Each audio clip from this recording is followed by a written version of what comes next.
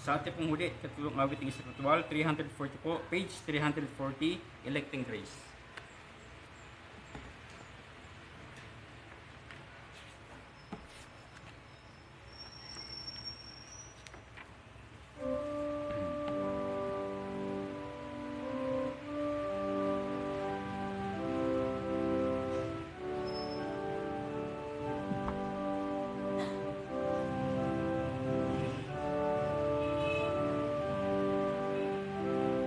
Electing Grace, sing. In eternity, God chose to save many sons of Adam's race. Then he sent his son to Calvary, there to suffer in their place. Electing grace, saving grace, coming down from eternity,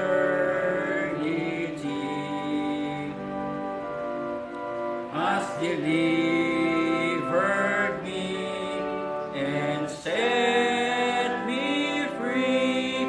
Now I'm saved forevermore. Last stanza. The Bible says, not by our works, but according to His grace,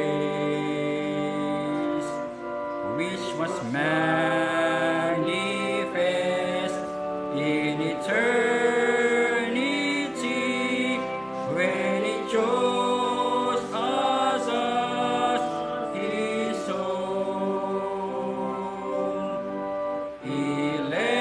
Electing grace, saving grace, coming down from eternity,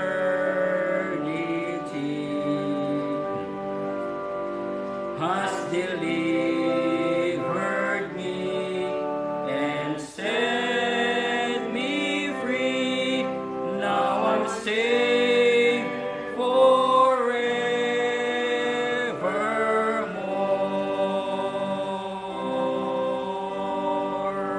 Amen. Ngayon pong hapon, sa muli po natin pagkinig at pag-aaral po ng salita ng ating Panginoon, muli po natin tawagin ang ating mga ngaral, si Brother Roger Blas.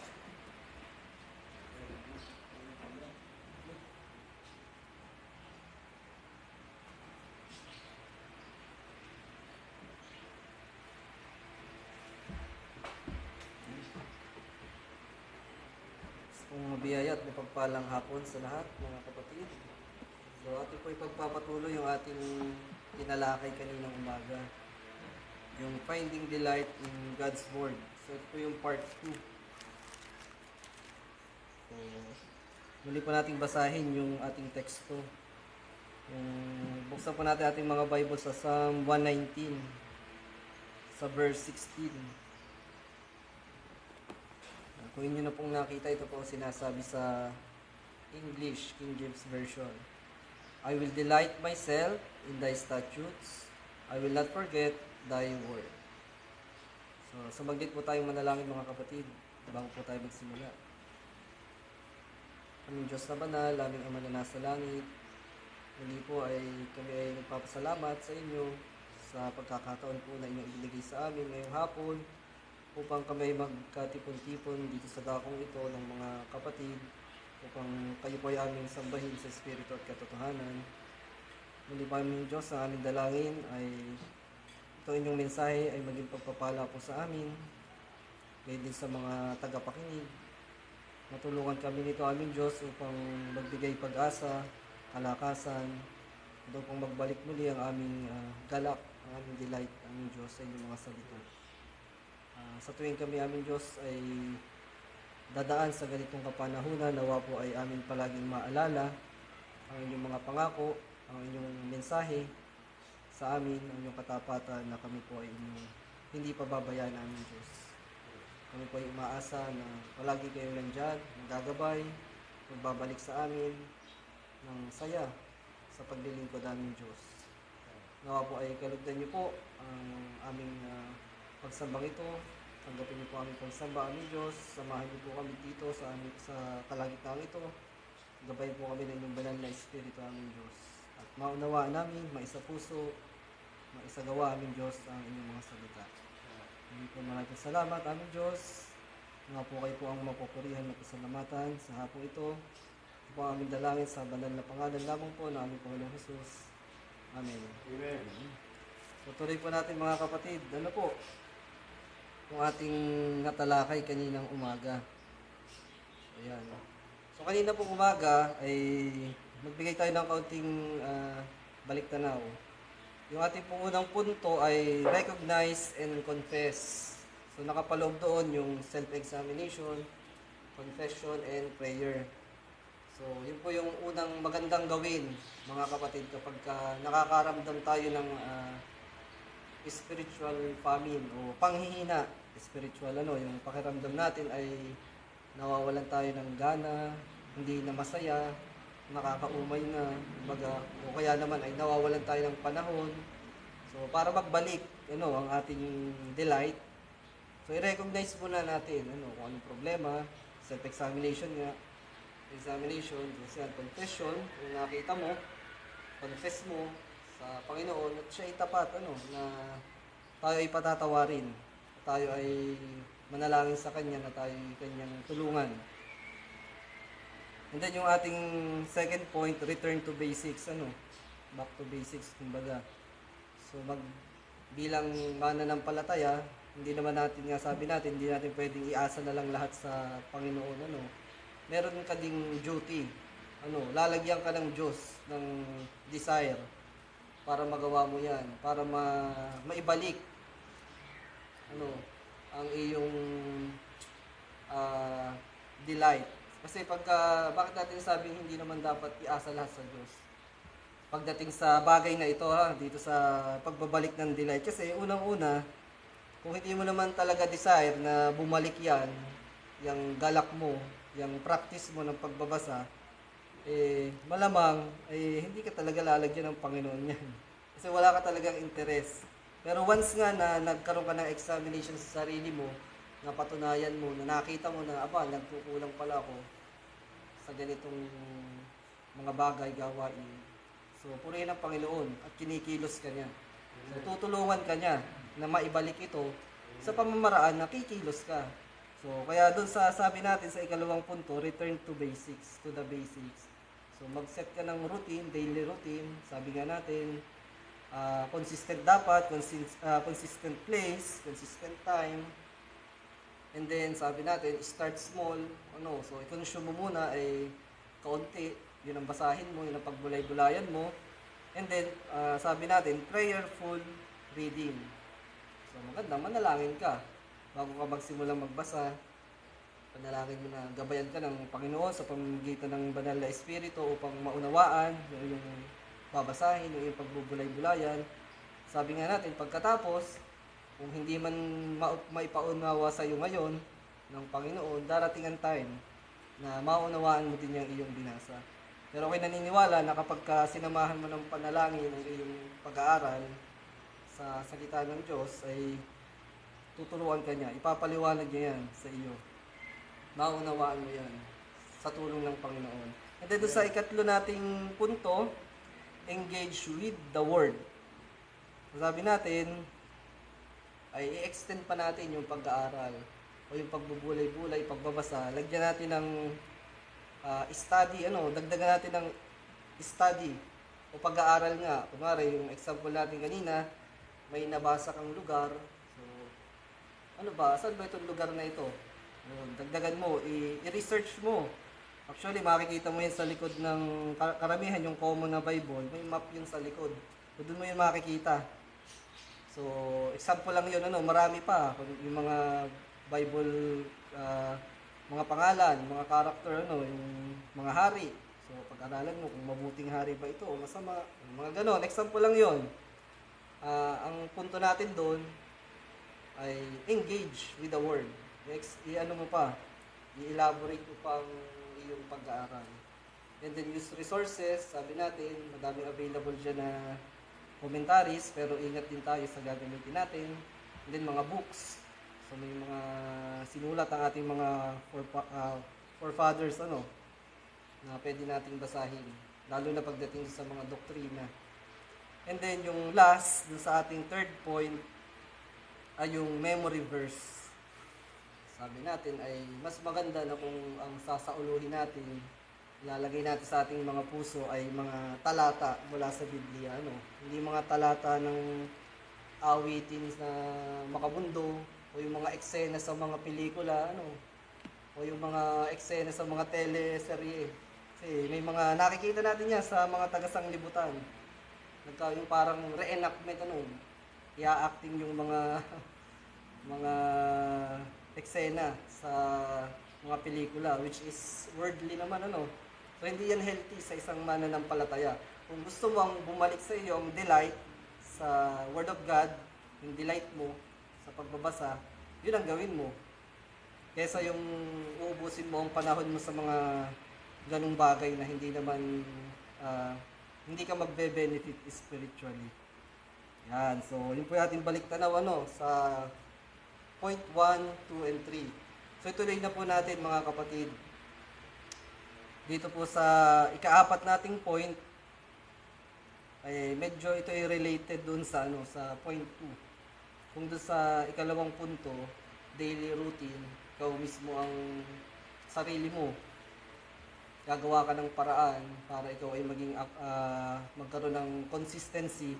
Dito sa ika-apat na punto, ito po ay yung fellowship and accountability. Ang sabi dito, ay join a group. So anong group? Be a part of a Bible study group or find a study partner. So, kumbaga, maging bahagi ka ng isang grupo. Siyempre, anong grupo yun? Grupo ng mga mananampalataya. O humanap ka ng isang partner, study partner sa pagbabasa. So, siyempre, tanong natin, who are my brethren? Siyempre, doon ka sasali sa grupo ng mga kagaya mo. Huwag kang sasali dun sa grupo na iba. Doon ka sa mga tupa. So, syempre. So, yun yung magiging group mo. Join in a group of your fellow believers.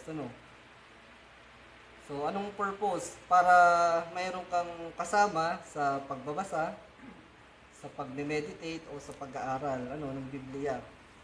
Bagamat meron ka ng effort na personally dun sa iyong mga daily routine, you start small, meron kang prayerful reading. So mas maganda ay makipag-engage ka sa mga kapatid mo sa pananampalataya. So naniniwala naman ako meron namang mga available diyan ng mga kapatiran. So ang verse natin diyan mga kapatid ay sinulat yan dito nasusulat yan sa Acts. Basahin natin yung verse patungkol dyan. Sa Acts chapter 2, sa verse 42.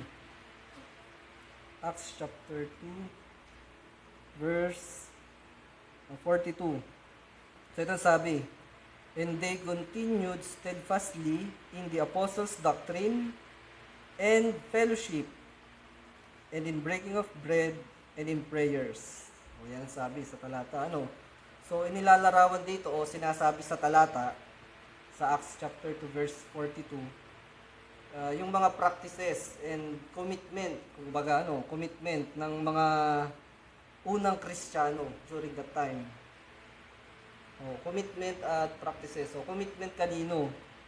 Sa kanilang mga kapatid sa pananampalataya. So, ano-ano ang mga practices and commitment na iyon. So, basahin naman natin sa Tagalog. Ang sabi, at sila'y nagsipanatiling matibay sa turo, so doctrine sa English, ng mga apostol, at sa pagsasama-sama. So, talagang may fellowship, kailangan. Sa pagpuputol-putol ng tinapay. So, breaking of bread, so Lord's Supper yun. So, may nabasa akong commentary yan, kita nyo, gumagamit tayo commentary. So, pwede din, ang ibig sabihin nun ay yung communal meals o yung salo-salo. Yan, pagpuputol-putol ng tinapay at sa mga pananalangin o prayers. So, yan, may gagawin, how to find delight in God's Word. Sabi dito, join a group, makipag-fellowship tayo sa mga kapatid, ganapin natin yung mga practices and commitments na sinasabi dun sa Acts chapter 2 verse 42. So, sa pamamagitan nun, makakatulong yun na bumalik ang iyong sigla, ang iyong delight, ang iyong saya sa pag-aaral, sa pagbabasa ng Biblia, Sumali ka sa Bible study o humanap ka ng partner sa pag-aaral o kahit one-on-one, Kung nasa Bible study ka na, nagba-Bible study kayo, so makisali ka sa talakayan, maganda nakikinig, pero maganda sumali ka sa usapan, matuto mula sa iba at sila ay matututo din mula sa iyo. Kumbaga syempre susuportahan din natin ang isa't isa sa pananalangin, Yun, nandun nga yun sa Acts chapter 2 verse 42. So ang fellowship o Bible study na ito, so ang purpose nun ay hindi lamang para magpalalim sa iyo sa pangunawa sa salita ng Diyos, kundi magbibigay din nga iyo sa iyo ng saya at encouragement para sa mga kapatiran at sa iyong sarili. Magiging accountable ka kasi. Sabi natin, una sa iyong sarili, syempre accountable ka na kailangan mong umattend. Kung masaya ka, Pero syempre, gawin mo para maging kasiyahan mo. Ganun talagang mananampalataya. Kasayahan niya yung mga ganang gawain. So, sabi natin, una, ang magbe-benefit ay ikaw, encouragement sa sarili, may encourage ka, umattend tayo. And then sa iyong mga kapatiran, may encouragement ka din. So, may benefit din sila. Yan, na kailangan yung manatili dun sa ganung gawain para ang bawat isa ay magkaroon ng saya habang ginagawa yun. Nakikita nila na si kapatid na ganito ay masigasig sa kanyang ginagawa.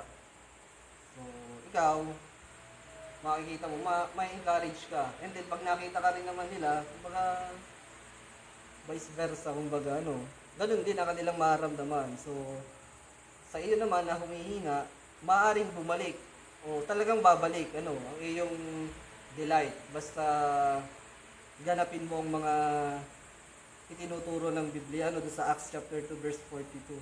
Yung mga commitment ng mga mananampalataya. Ang sinasabi doon ay,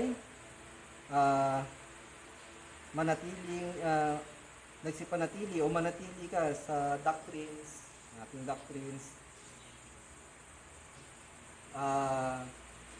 umattend ka sa mga fellowship, yan, makisama ka sa fellowship, then sa pagpuputol-putol ng tinapay, and then sa panalangin.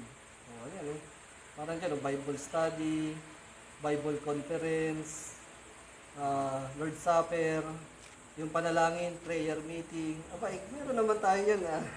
So, gawin natin, lahat naman siguro ng tunay na iglesia ng Panginoon, merong mga ganyan,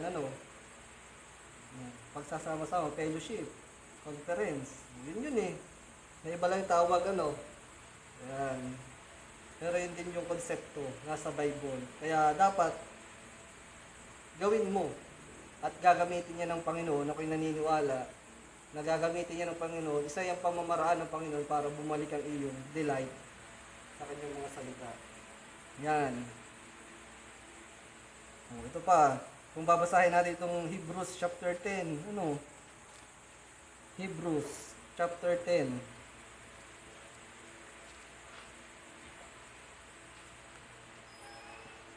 Sa verse 24.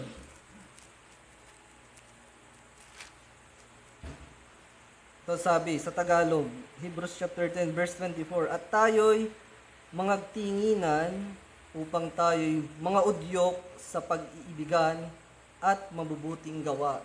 So talagang kailangan may engagement tayo sa ating mga kapatiran. Verse 25, na huwag nating pabayaan ang ating pagkakatipon na gaya ng ugali ng iba, kundi mangag-aralan sa isa't isa, at lalo na kung inyong namamalas na nalalapit na ang araw. So, kung mababasa nyo dyan, kung papansinin nyo yung mga talata, yung verse 24-25, talagang ine-encourage tayo na mga udyok sa pag-iibigan at mabubuting gawa.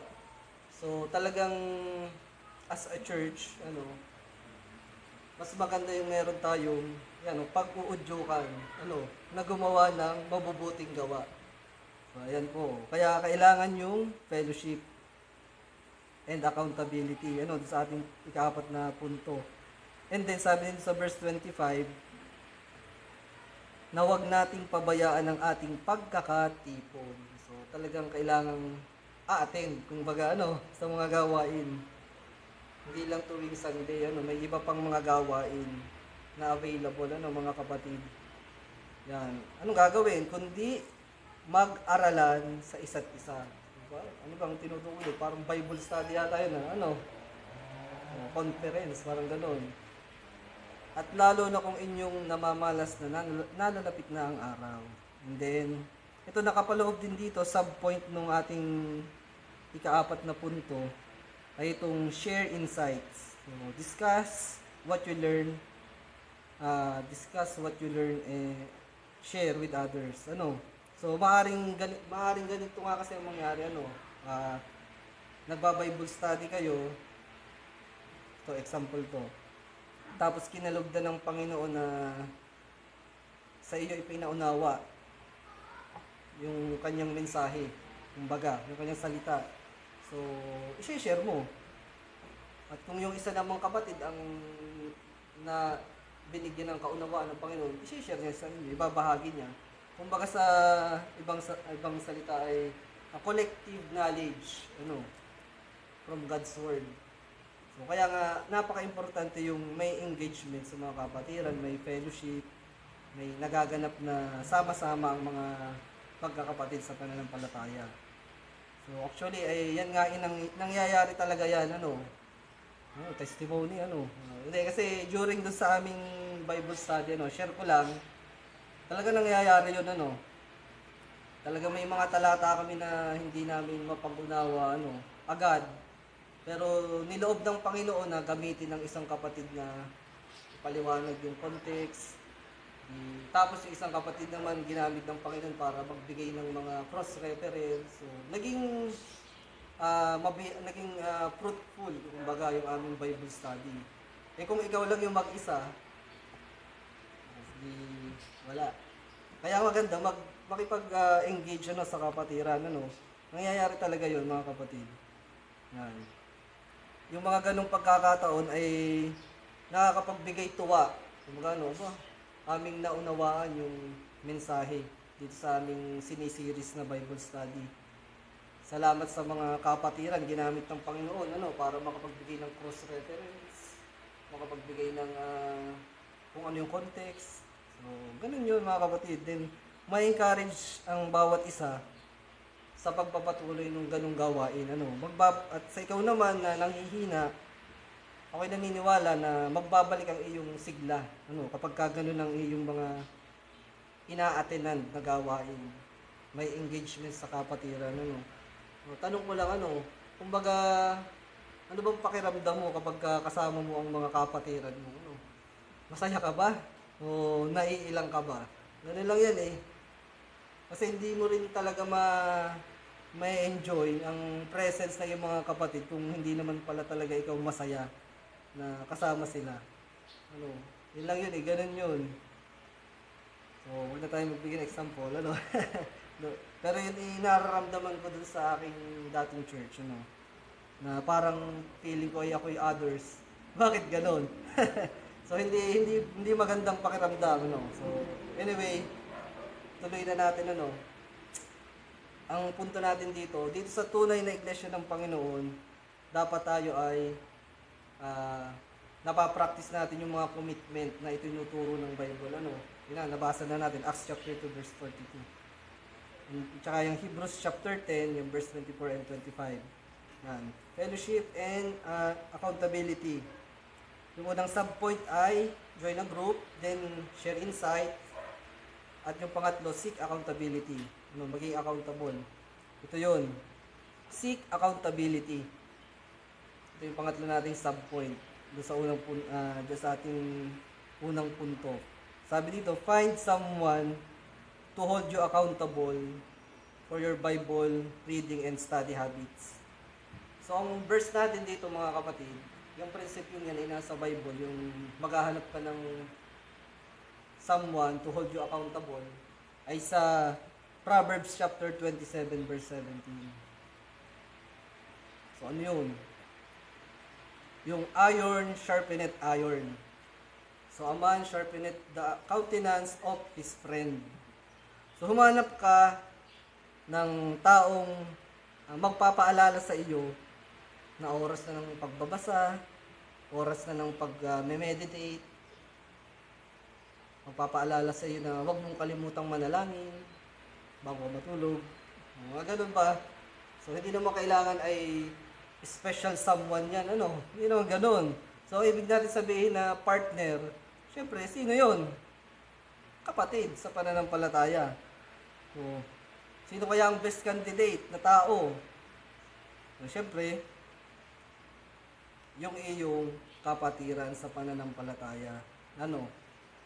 Sabi nga dito sa sino yung iron sharpened iron, kung aalalahan nyo, yung binasa natin kanina lang, yung Acts 2:42, sila yung mga magkakapatid sa pananampalataya. Anong gagawin nga ulit nila? Mananatiling matibay, magsipanatiling matibay sa mga doktrina, pagsama-sama sa fellowship. O sino ba yun? Sino ba yung mga magkakapartner doon? Sino ba yung mga magkakasama doon? Di ba mga kapwa natin mananampalataya? Kapwa nila mananampalataya. So, ganun din sa atin. Sila din yung nagpuputol-putol ng tinapay at nananalangin ng magkakasama. Ano? So, mga kapatiran, kung sino yun. Sino ba yung iron sharpened iron? Sino ba yung someone to hold you accountable for your Bible study and reading habits? Kumbaga. So, kaninang umaga, kung aalalahanin nyo doon sa second point, yung return to basics, tapos yung ang subpoint ay daily routine. Sabi natin kanina ay magkaroon tayo ng consistent place and time. Tapos sabi natin mag-alarm tayo ng cellphone. Tapos ang lalagay mong label ay Bible reading time. So pag nag-alarm, may magpapaalala sa iyo. So magandang gawin 'yun, effective 'yun talaga. Yun yung panimula kung para ma-build yung iyong consistency, yung personal consistency para magbalik din yung iyong habit pagbabasa. Pero mas mainam mga kapatid, itong isang ito na itinuturo, additional kumbaga, mas mainam pa nga na humanap ka ng pwedeng someone sa kapatiran na magpapaalala din sa iyo. Sabi nga dito, find someone to hold you accountable for your Bible reading and study habits. So kapatid sa pananampalataya ang iyong magiging kapartner, kumbaga. Hindi rin naman dito hindi ko din naman sinasabi na one-on-one lang, pwedeng grupo kayo. Ikaw o ang mga ibang kapatid sa iglesia, sa church. Kayo ang magpapaalalahanan, kumbaga, sa isa't isa. So, sa paanong paraan, di ba nga ay sinusubukan nating mag-establish ng consistency sa time. Pero ito, nangyayari din to, example, nag-alarm ka. Di tumunog na, Bible reading time na. Di pupunta ka na sa kwarto mo. Tinawag ka ng magulang mo o ng asawa mo. Kung basta may tumawag sa'yo, may pinagawa, di balik ka. Hanggang sa nawaglit na sa isip mo. So, next time na maaalala mo, nakahiga ka na. Hindi pala ako nakapagbasa.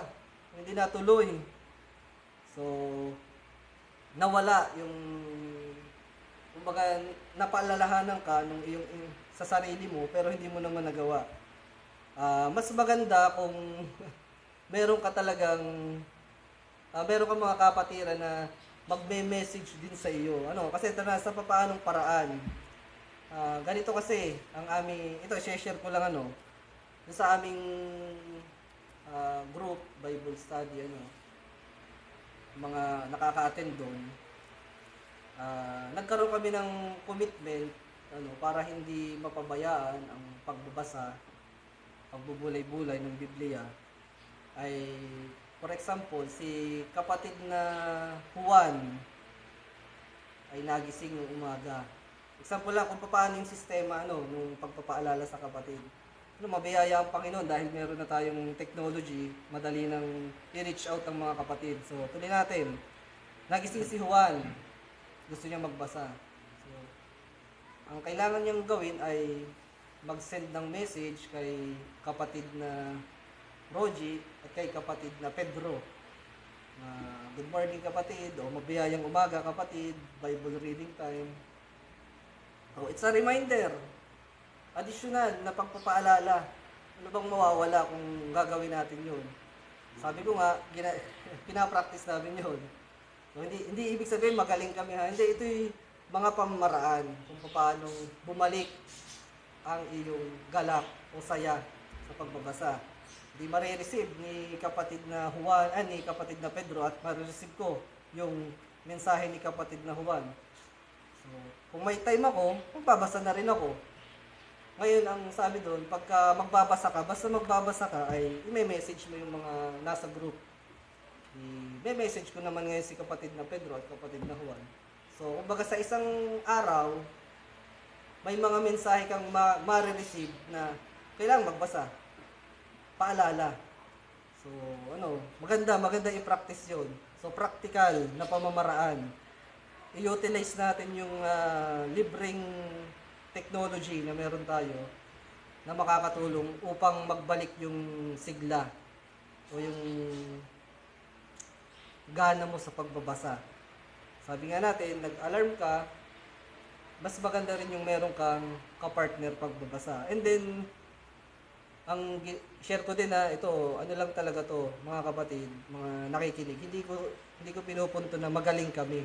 So, ang topic kasi natin kung paano magbabalik yung iyong sigla, yung iyong saya sa pagbabasa.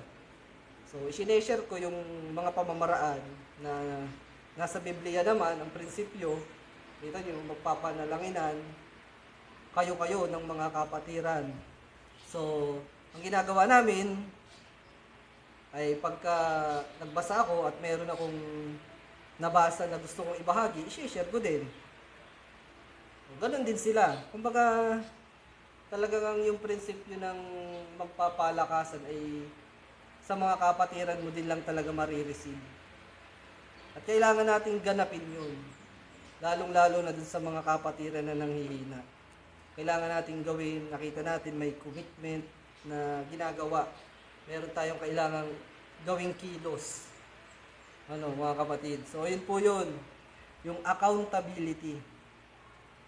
Maging accountable, magkaroon ka ng group, join a group. So, sabi natin, mas maganda nga na may group ka, kung yan man ay GC o personal, in person ng inyong Bible study o online, basta maganda meron kang mga kasamang kapatiran para manumbalik ang iyong delight. So, yun yung ating goal dito sa pag-aaral na ito. Finding delight in God's Word. Hahanapin mo muli sa pamamagitan ng mga ganitong pamamaraan. So, ayan, accountability. So, nakalagay dyan, fellowship and accountability, join a group, share insights, seek accountability. So, by doing this, hindi nalalayo na magbalik na muli ang iyong delight in God's Word. So, yun po yung ating unang ika-4 na punto. I hope ay meron kayong natutunan mga kapatid. Nakita natin yung importansya ng mga kapatid natin sa pananampalataya, So, maging tayo, meron pala tayong pwedeng maitulong sa kapatiran na nanghihina talaga. At saka sa atin, para patuloy tayong maging engaged sa salita ng Panginoon. And then dito sa ika-5 punto natin, dumako na tayo ano. So, yung ating ika-5 punto, apply the word. So, yun, nag-aral nga kayo, maganda ay i-apply ang word. Ano? So, ang subpoint natin ay obedience. Put into practice what you read. Or what you read. Ano, kung ano yung nabasa mo. So, ang ating Bible verse dyan, ano, na magagamit, na put into practice what you read, kung ano yung nabasa mo, ay yung James chapter 1, verse 22.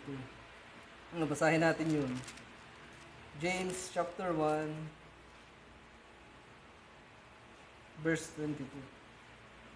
Sabi dito, but ye be doers of the word, and not hearers only, deceiving your own selves. Sabi sa Tagalog, datapwat maging tagatupad kayo ng salita, at huwag tagapakinig lamang, na inyong dinadaya ang inyong sarili. So, ganun pala yun, ano, pagka may nabasa ka sa Bible, ano, bago hindi mo naman isinasagawa, edi ang lalabas yun ay you're deceiving your own selves, ano, dinadaya mo yung sarili.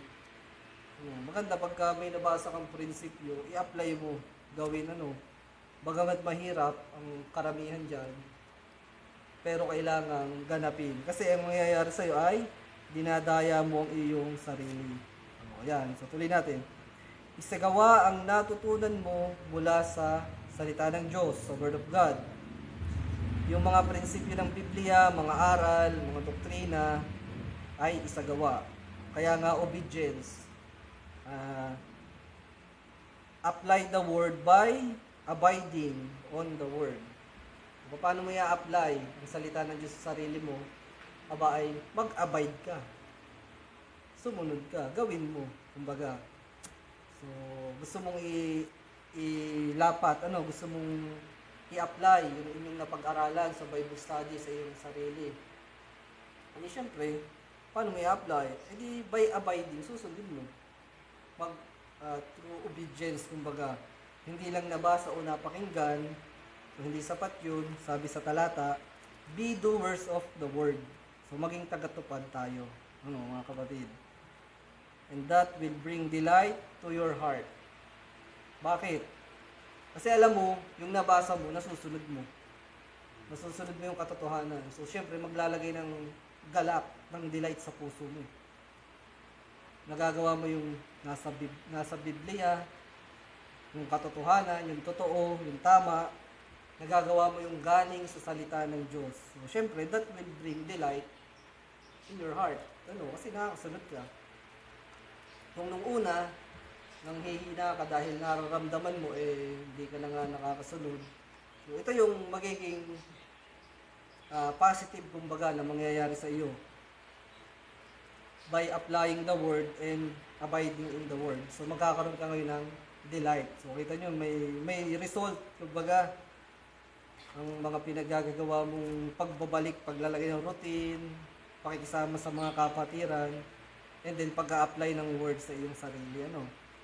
At kapag naging doers of the word tayo, so syempre, isa sa buhay na natin yung mga nabasa natin at naunawaan. So, ito yun yung sunod nating subpoint. Live out the word. So, let the scriptures guide you daily by yung decisions and actions dapat ay guided ng Word of God. Yun yung magiging basehan mo pagka magkakaroon ka ng desisyon sa buhay. Sabi nga natin, for example, alam mong pag pumunta sa lugar na yon, ang sinuturo ng Biblia ay hindi magandang pumunta sa lugar na iyon. So, guided ka ng Word of God. So, may guide sa landas mong tatahakin. Dapat ba pumunta doon? Ang prinsipyo, ang turo ng Biblia ay hindi dapat magawi sa ganung lugar. Tama bang gawin ko ang isang bagay na ito? Nung ako'y nagbabasa, nung nagba-Bible study kami, nabasa namin, napagbulay-bulayan namin na yung mga ganitong gawain ay hindi nakakalugod sa Diyos. So, i-apply and then live out the word. Kumbaga, magiging guide mo naman ngayon yung Word of God. So anong ano natin doon, anong verse? Yung Psalm 119. Ano, doon tayo, basahin natin. Psalm 119, yung alam to my feet. Anong verse na niyo? 105. Ano ba? Yan. 119 verse 105. Nasa na yun? Ayan. Thy word is a lamp unto my feet and a light unto my path. Ang salita mo sa Tagalog, ang salita mo'y ilawan sa aking mga paa at liwanag sa aking landas. So, dahil nga ano ka, nagbabasa ka ng Biblia, alam mo na yung mga prinsipyo at in-apply mo sa sarili mo, meron ka ng guide. Ano yung guide mo? Eh din yung Word of God. Yan. Tulad dun sa ano, yung mga gawain na for example yung sa commitment, ano, yung pagpapaalalahanan, pagpananalangin, fellowship. Kumbaga nagdadamayan kayo ng mga kapatiran. So tama yung ganun. May guide ka na yung ginagawa ninyo ay tama. Was na sana magets yung point ko, no? Kung yung word of God ay susundin natin, i-apply natin sa ating sarili, i-live out natin, at gagawin natin yung nauna nating talaka, yung sa Acts chapter 2 verse 42, tsaka yung sa Hebrews chapter 10, yung magpababayaan ang sama-sama. So, alam mong nakakasunod ka, may guide ka, na yung ginagawa mo ay tama. Kumbaga, tama, naayon sa prinsipyo ng Biblia. So, dapat magbibigay sa iyo ng kagalakan. Actually, madaming verse pa na nagtuturo na yung get together, kumbaga yung fellowship ay talagang dapat ganapin. Madami pa. Mga kapatid, hindi ko na babasahin, nakalis dito eh. So, madaming talata yung patungkol sa fellowship, praying together, edifying one another. So, anong point natin? Sabi nga, kung yung word is a lamp unto my feet, at inia-apply mo, nililive out mo, nakikipag-fellowship ka, nakikipag-Bible study ka, prayer meeting ka, so, alam mong nakakasunod ka, masarap sa pakiramdam, may delight ka. Sa isang tunay na mananampalataya, pag alam niyang nagagawa niya, binibigyan siya ng Panginoon ng kakayahan na makapag-perform ng mga ganong gawain, masaya, may kagalakan. So kung hindi mo pa nararamdaman yun, may problema ka. Hindi, kung hindi mo nararamdaman yun, balik tayo ulit sa unang punto, finding delight. So balik ka doon, self-examination.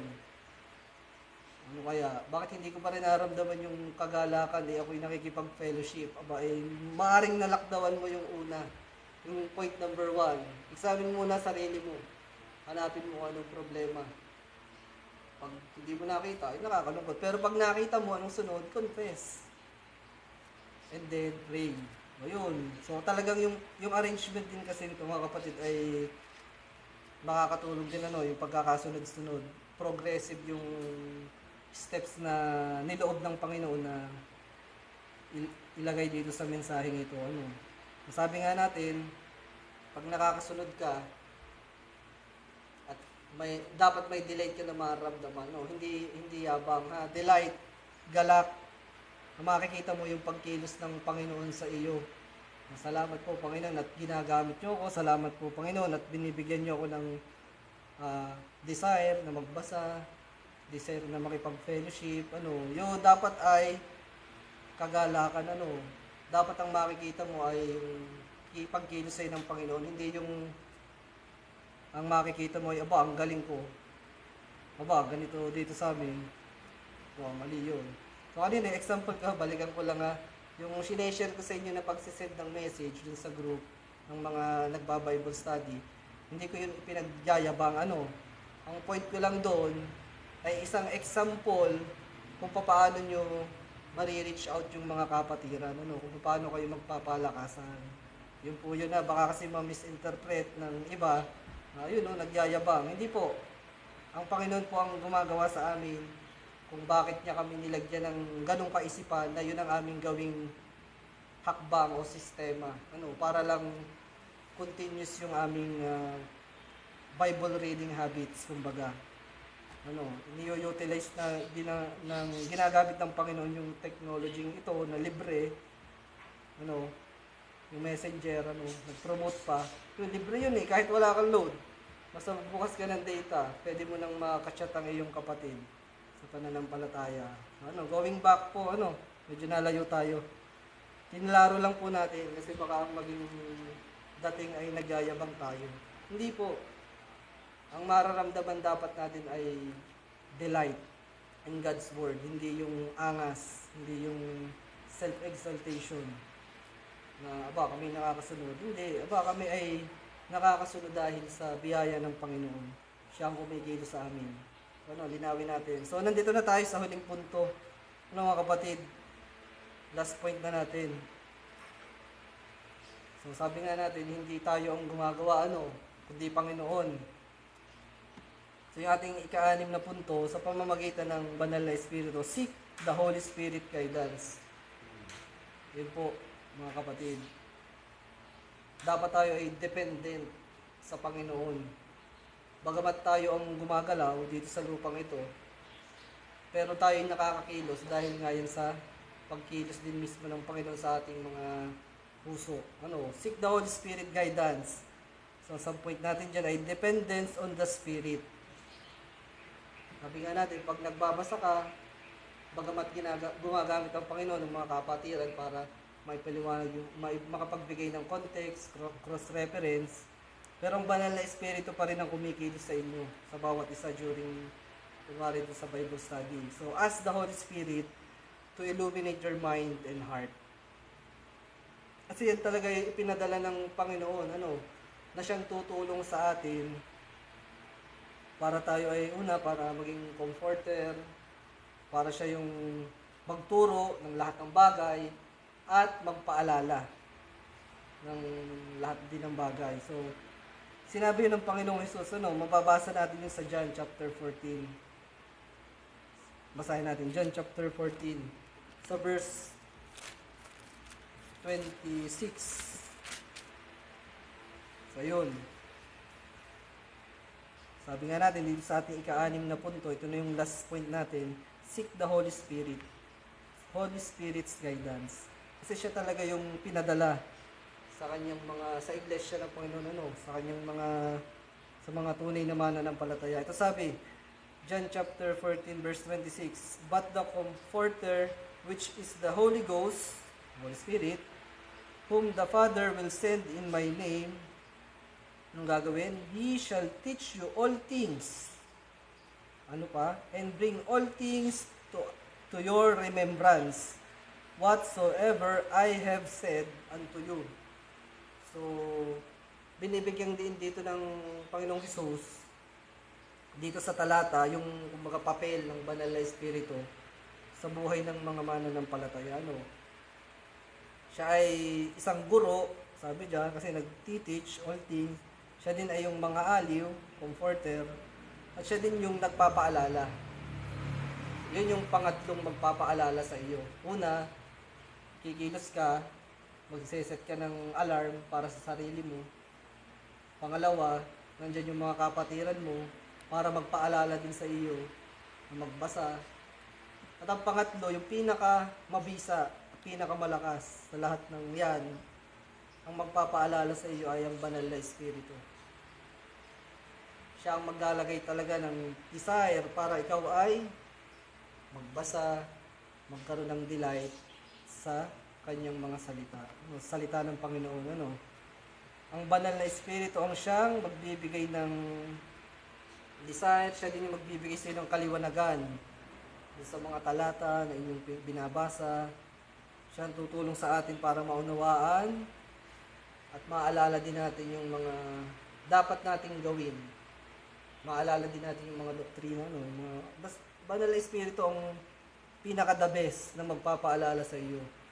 Kaya nga, sabi natin, maging dumepende ka sa Panginoon. Seek the Holy Spirit's guidance. Yan yung ating ika-6 na punto. And then sabi sa talata Yan, it bring your remembrance. Yun na nga, natalakay na natin yan. Seek the Holy Spirit's guidance. Yan. Yun nga, kung sa lahat ng gawain na gagawin mo, kung wala naman doon ang guidance ng banal na Espiritu, hindi rin yan magiging effective kung baga. Hindi rin magbabalik yung iyong delight. Dahil sinusubukan mo sa sarili mo lang eh. Kaya nga makita nyo, bagamat kailangan mong kumilos, sabi nga natin, mag-build ka ng routine, and then pangalawa, mga kapatiran, na magpapaalala sa'yo. Pangatlo nga ito, banal na Espiritu. Kaya nga sabi sa subpoint natin, dependence on the Spirit.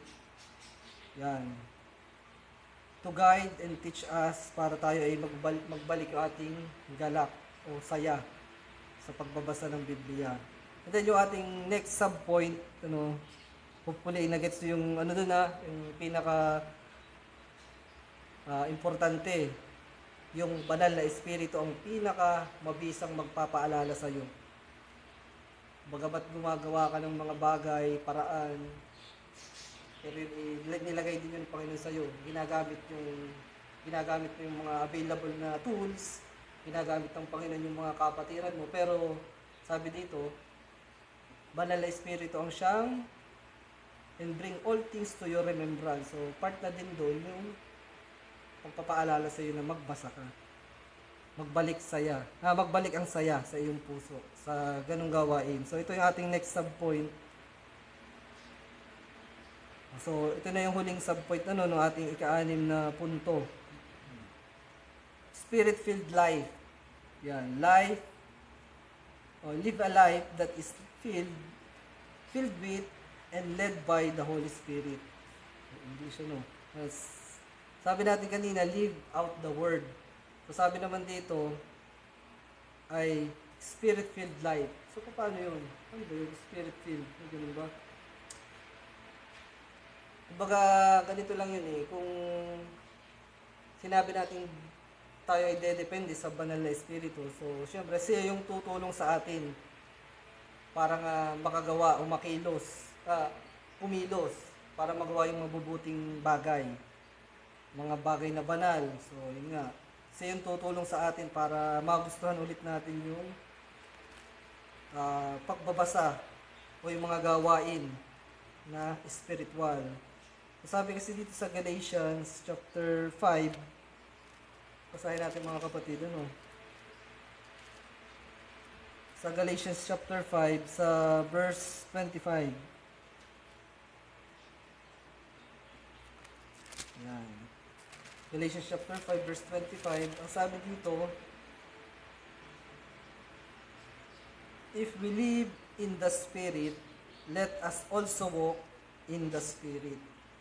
So sa Tagalog, kung tayo ay nangabubuhay sa pamamagitan ng Espiritu, ay magsilakad naman tayo ayon sa Espiritu. So, balance din talaga, mga kapatid. Hindi tayo pwedeng dumepende din lang talaga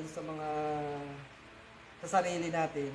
Bagamat meron tayong duty, meron tayong responsibility, pero makikita din natin dito na makakalakad din tayo sa walk in the Spirit, kumbaga, dahil din lamang yun sa banal na Espiritu, mabiyaya ang Panginoon. So, nagpadala siya ng comforter nga, na siyang magtuturo sa atin, shall teach us, siya din yung magpapaalala sa atin, bring all things to your remembrance, lalong-lalo na sa mga panahon ng spiritual famine o sa mga ganitong pinagdadaanan na nanghihina ka spiritually. So yun po yung ating ika-6 na punto, seek the Holy Spirit guidance, dependence on the Spirit, ask the Holy Spirit to illuminate your mind and heart, Spirit-filled life, live a life that is filled with and led by the Holy Spirit. So, yun po mga kapatid, yung ating ika-6 na punto. So, ating conclusion mga kapatid, so tayo magtatapos na. So,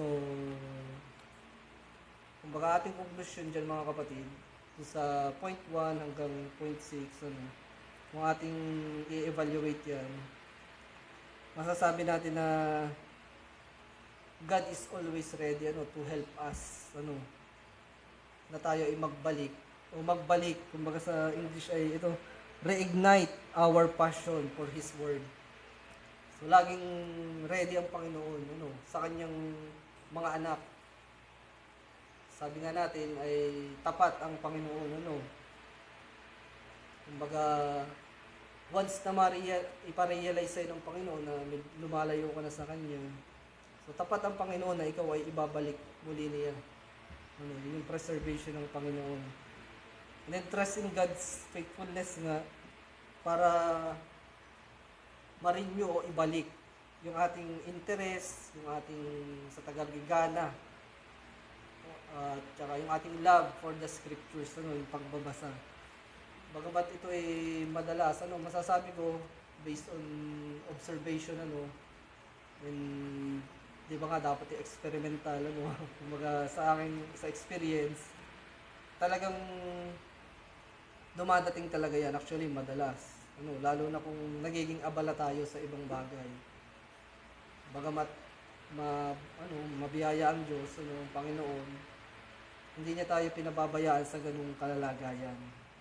Sabi nga natin, pagka hinirang ng Diyos, yung ganung kalalagayan ay hindi permanente. May naniniwala doon. Dahil yun talaga ang turo ng Biblia. Ikaw ay tupa ng Panginoon, hindi kanya pababayaan na nandun ka malulugmok sa panghabang panahon. Hindi.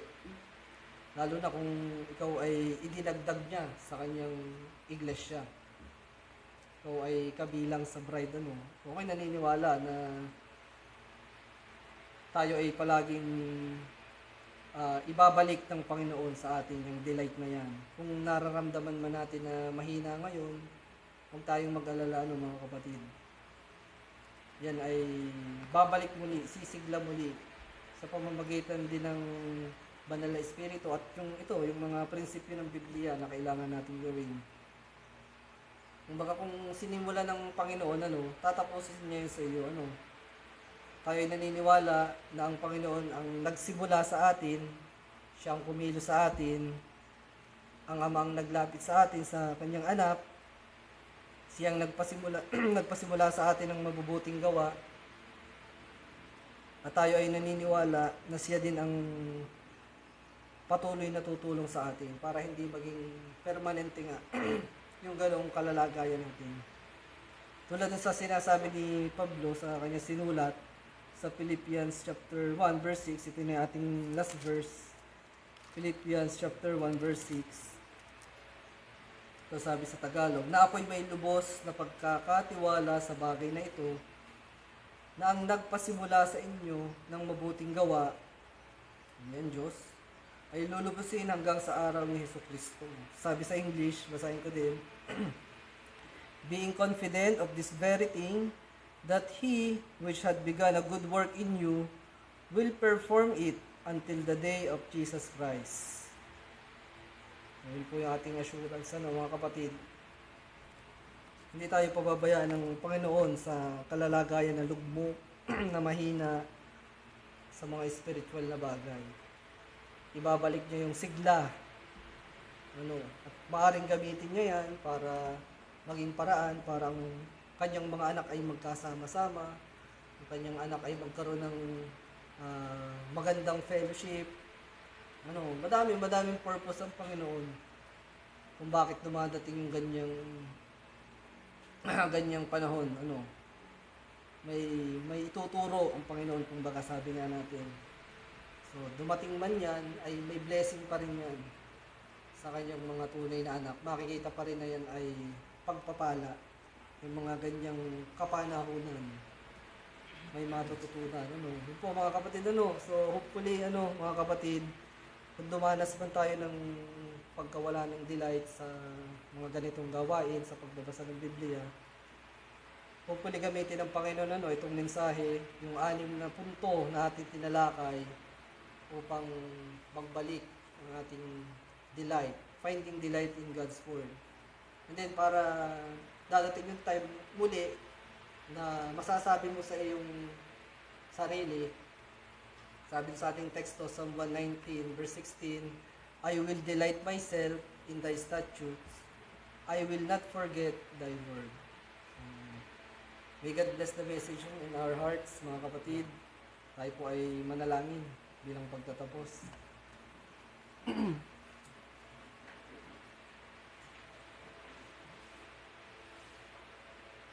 Aming Diyos na banal, aming Ama na nasa langit.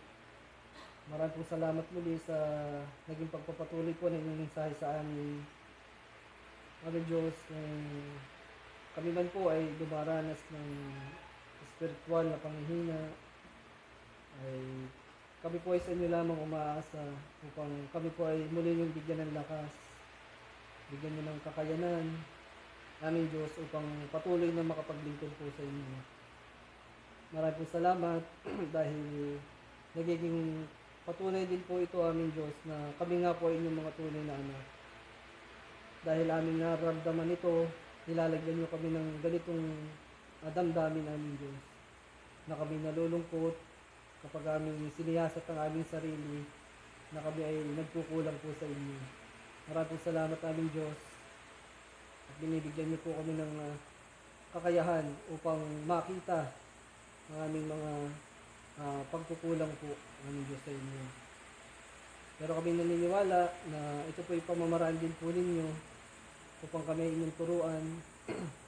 Dumating man po sa amin ang mga ganitong kahinaan namin, Diyos, ay kayo rin po ang magbabalik ng sigla at lakas namin, Diyos.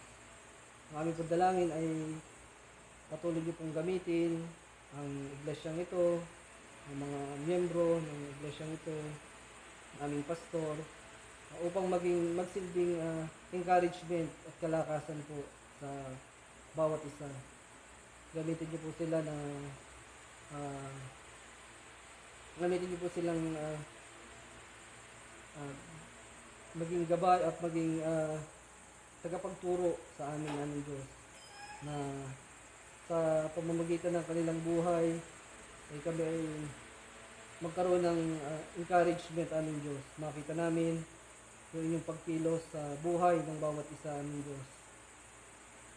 Nawa po ay patuloy niyo pong i-preserve ang iglesyang ito. Ngayon po ang aming pastor, ang mga kapatiran. Aming pagdalangin naming Diyos ay patuloy niyo po kaming gabayan sa aming mga ministry, aming Diyos. Kami po nagtitiwala na kayo lamang po ang makapagbibigay ng tunay na pag-iingat sa amin, aming Diyos. Bagamat lagi niyo po kaming ilayo, aming Diyos, sa tukso ng kaaway, sa katamaran namin, Diyos, sa pita ng aming mga laman. Patuloy niyo po kaming tulungan na pagtagumpayan po ang aming mga laman, namin, Diyos, upang maganap namin po ang inyong kalooban. Hindi po, aming Diyos, na po inyong mensahe ay naging pagpapala sa bawat isa, sa mga kapatiran at pili po sa mga tagapakinig. Maging encouragement, aming Diyos, sa mga nanghihina. Gamitin niyo po ang mensahe ito sa mga hindi pa nakakakilala po sa inyo, upang ipakita ang kahalagahan ng pagbubulay-bulay, pagbabasa, pag-aaral po ng inyong mga salita. Aming Diyos, gamitin niyo po ang mensaheng ito para po sa aming mga mahal sa buhay na hindi pa po nakakakilala sa inyo, aming Diyos. Kahabagan niyo rin po sila at kaawaan at kung inyo pong kalooban, at ang isa sa kanila ay tupa, ay maganap po ang kanilang kaligtasan, aming Diyos. Yun po aming dalangin sa aming mga kapamilya. Aming Diyos, sa isang linggo na naman pong aming haharapin, amin pong ibinibigay sa inyo ang aming buhay. Kayo po ang siyang mag-iingat, kayo po siya magpo-provide ng aming mga pangangailangan. Muli po, aming Diyos, dinadalangan din po namin ang mga gawain, aming Diyos. Nawapay patuloy niyo kami bigyan ng kalakasan, bigyan niyo kami ng pagkakataon at desire na ganapin ang mga gawain, aming Diyos, at i-provide po ang mga pangangailangan. Muli po, maraming salamat, aming Diyos. Nawa po ay tanggapin niyo ang aming pagsamba. Kayo po ang nawa ang maitaas, mapasalamatan. Kayo po ang mapupurihan. Patuloy niyo po kaming gabayan sa pamamagitan ng inyong banal na Espiritu. Ito po ang aming dalangin sa banal na pangalan lamang po ng aming Panginoon Jesus. Amen. Awitin po natin ang doxology. Praise God from whom all blessings flow. Praise Him, all creatures here below. Praise Him above the heavenly hosts. Praise Father, Son, and Holy Ghost. Amen. Amen. Amen.